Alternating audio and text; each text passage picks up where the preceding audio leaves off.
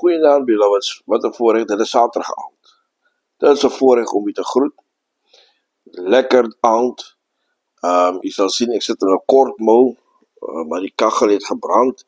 So ja, het is lekker warm hier binnen waar ik zit. Prijs je dan van die Here, het is altijd een voorrecht om met u te praten op hierdie platform.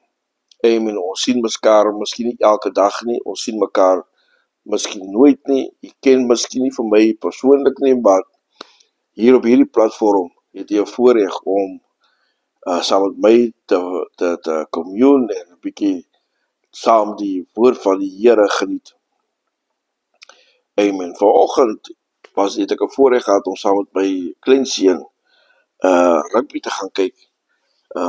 Hy het gespeel, sy skool het gespeel, dis nou Ebenezer teen Gimnasium, die primêre skool, en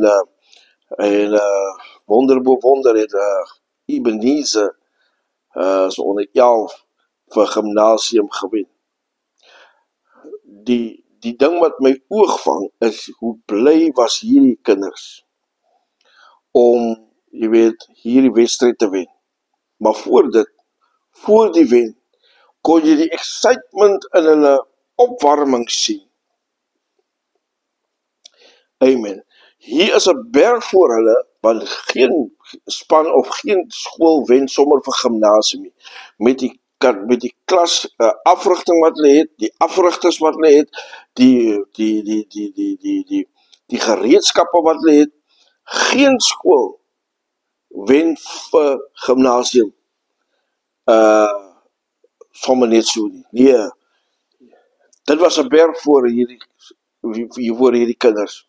Maar hulle was bly, hulle het gerejoice, en weet jy wat, die ding wat in hulle was, het in hulle gameplan, in hulle wedstryd, het die ding na vore gekom, en hulle het bo oor Gimnasium gehardloop. Because now they didn't look at the mountain. Amen. They see the bigger picture behind this mountain. Nou wil ek saam met u praat. Ek vat vir u ergens na toe baie korters vanaand, en ek glo u gaan vanaand geseënd wees. As u môre hierdie aand afsluit en u begin u Sondag, weet dit, God is in control. My tema wat ek vanaand oor wil praat, don't wait for the battle before the battle is over. Praise God even in your battle. Ja. Hierdie kinders het plesier, hulle was bly gewees, hulle was opgewonde, hulle was excited gewees, want hulle gaan Gimnasium speel. Hulle het nie geweet hulle gaan Gimnasium wen nie, hulle het ook nie geweet hulle gaan oor Gimnasium hardloop nie, maar omdat daar 'n blydskap in hulle gewees het, te midde van hierdie berg wat voor hulle staan. Amen. Hulle het miskien nie geweet dat, halleluja, dat hulle is in die magte om vir Gimnasium te wen nie. But even if David could defeat the Goliath, how much more can we defeat the circumstances that we're in? Amen. Just by your praise. Amen. Nie rocket science nie. Don't need a prophecy. You just have to praise God in the midst of your storm. Hallelujah. We don't need to fear the storm. Jy sien, dit is baie duidelik wat ons in die skrif lees, dat vrees kom wanneer 'n storm opkom. En dit kon ons sien in die lewe van 'n Jona. Terwyl hy vlug na Nineve, hy moes Tarsus toe gaan, kom die storm op die water, vrees oorval die bemanning. Amen. En hy sê vir die skipkaptein, hy is die oorsaak, gooi vir hom oorboord, en 'n vis word georganiseer en vervoermiddel vir hom na Tarsus. Lang storie verby. Vrees kom op by Petrus, terwyl hy op die water loop. En hy sien die golwe, hy sien hoe die winde, die golwe, die waters die mekaar gooi, en sy oor haal hy van Jesus af en hy begin te sink. Vrees kom oor hom. Amen. Die disciples met Jesus op die boot, kom in 'n storm. Vrees oorval hulle wanneer dit lyk of die boot gaan sink. Amen.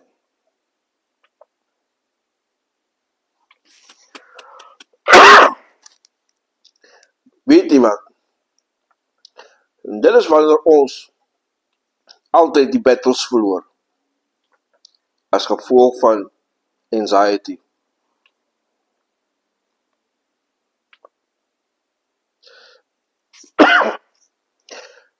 Weet jy, vrees skets vir jou a different picture as wat het werkelijk is. Anxiety sketch a different picture.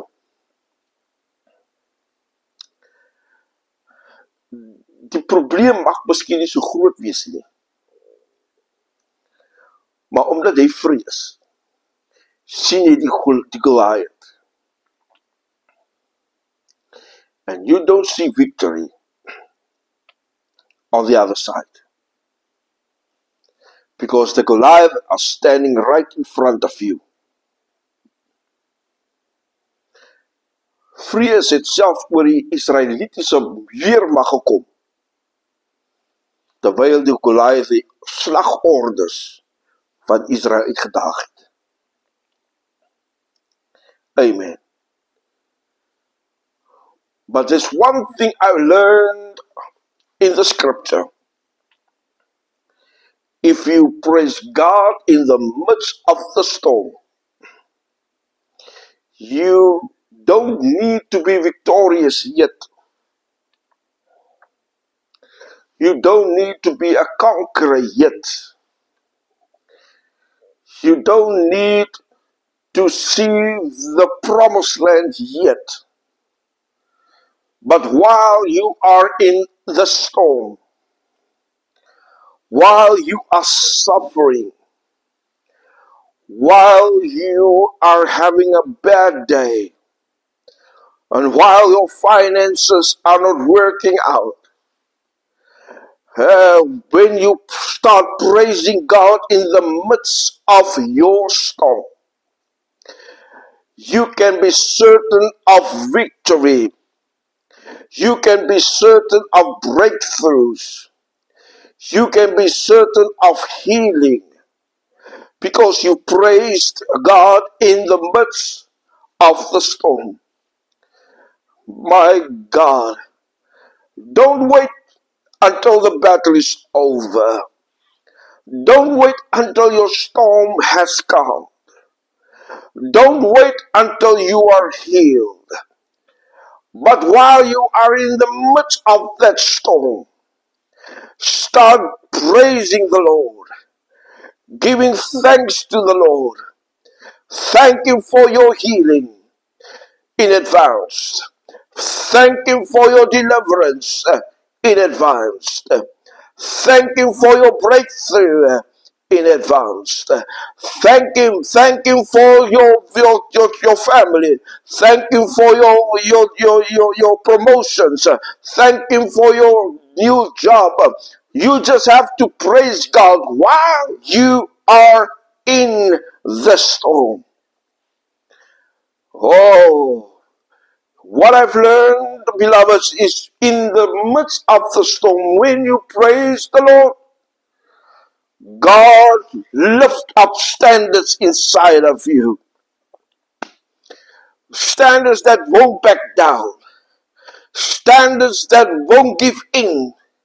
Standards that always positive.